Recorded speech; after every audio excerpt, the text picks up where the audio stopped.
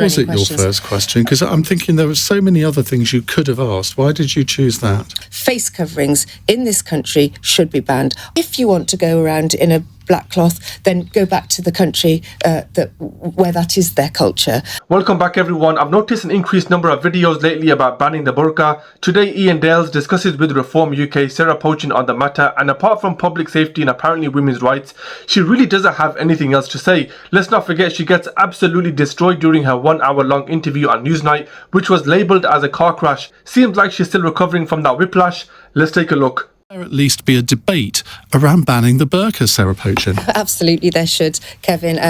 Clearly, this was my first question to the Prime Minister, which, of course, he didn't answer because he doesn't seem to be able to answer any questions. Why was it your first question? Because I'm thinking there were so many other things you could have asked. Why did you choose that? Because I wanted to, well, first of all, massive issue in the by-election with asylum seekers, immigration, and the threat to women's safety, the cultural integration in the society. So there's that whole issue.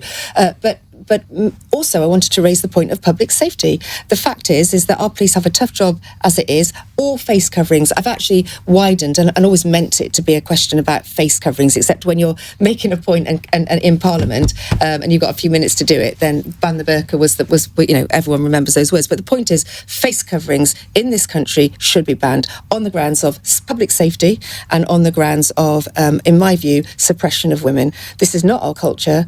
If a woman chooses to do it. I don't buy that argument. What woman? Well, some women do. What woman? As Ali will, I'm sure, can I just say, please, my point of view, which is what you're asking, what woman wants to cover themselves in a black cloth, especially it's 35 degrees yesterday in London. This is not our culture. If you want to go around in a black cloth, then go back to the country where that is their culture.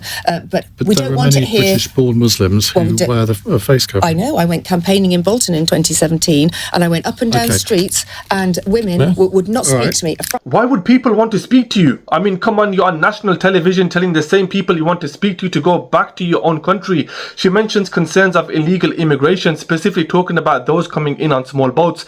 The Migration Observatory, Oxford University, published an article saying 76% of 2024 arrivals were men over 18. And also the reason for high percentage of men is the danger associated with unauthorized migration. So you can't defend the Ban the Burqa campaign with immigration because you don't find ladies in burqas crossing the English Channel. She then talks about suppression of women, which is her own personal opinion. And let me remind you, Sarah, that your role as an MP doesn't allow you to act on what you think is right and wrong, but to represent your constituents.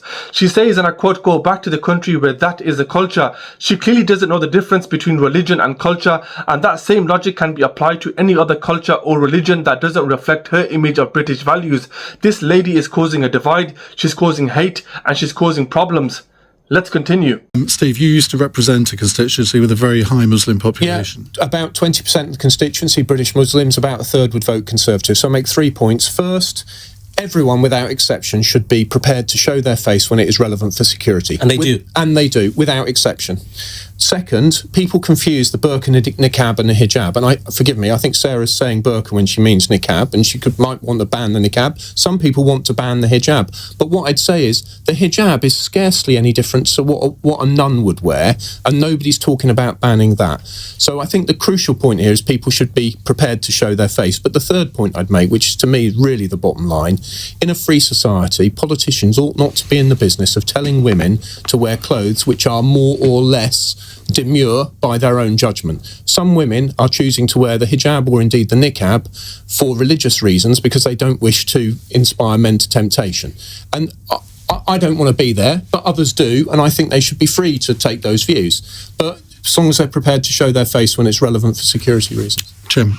I think the fact that Sarah, in trying to justify herself, has used the term foreigners and go back to the country you came from, I think tells us that she's pursuing a divisive agenda designed to pick on a minority, and I don't think that's really where we need to go if we're trying to encourage integration. Steve is absolutely spot on. MPs do not have the right. Sarah thinks just because she's an MP she can suddenly tell the British people what she thinks is right and wrong. You serve and represent your people, you donut. Great response from Steve. Jim follows up with an excellent response. Sarah's argument across the majority of her interviews has been to go back to the country you came from. Finally, let's hear from Ali. Left on this, Ali. Well, first of all, I think you're being dishonest. I think when you said that you intended for it to be all face covering, you didn't. You went up in your very first speech, didn't talk about the NHS, didn't talk about the economy, didn't talk about housing, didn't talk about the plethora of issues that seriously affect your constituents. I talked about one of the biggest issues in my for my constituents. This is one of the biggest issues. How many members of your constituency? How many members of your constituency wear the burqa? How many people in your constituency wear the burqa? Society. How many people in your constituency? I'm saying to you that one of the biggest issues raised on me on the doorstep was the cultural integration of foreigners in places like Runcorn and Helsby, and that was a big issue for my constituents, which is why I raised it. Yes, but the question is how many. You raised the burqa. You then said that I wanted to be a broader issue about face covering. Absolutely. That's not what you said. Yeah, I've said that. You knew what you were doing. The audience listening knows what you were doing. I know what you were doing. You were feeding and pandering to an increasingly divisive conversation because you knew it would play well for you for your political base. The reality is, if you're talking about crime in the burqa, let's look at what the National Crime Agency say, what the police say, what continuous organisations who study this say, and not one of them says this is a significant problem that needs to be fixed. Sarah states one of the biggest issues that were raised to her was cultural integration of foreigners in Runcorn. How do you relate that to banning the burqa? She's absolutely mad, and I genuinely feel sorry for the people she's representing. Ali makes an excellent point, bringing in the police and National Crime Agency, which supports the argument that banning burqas are not the problem. Illegal immigration data proves women in general are not the problem, never mind burqa wearing women. This is how shallow Britain has become. Instead of talking about what Ali mentioned, the NHS, the economy, housing, we're talking about burqas. Anyway guys, let me know your thoughts in the comment section below. Thanks for watching. Support me by liking and subscribing, and I'll see you on the next video. Peace out.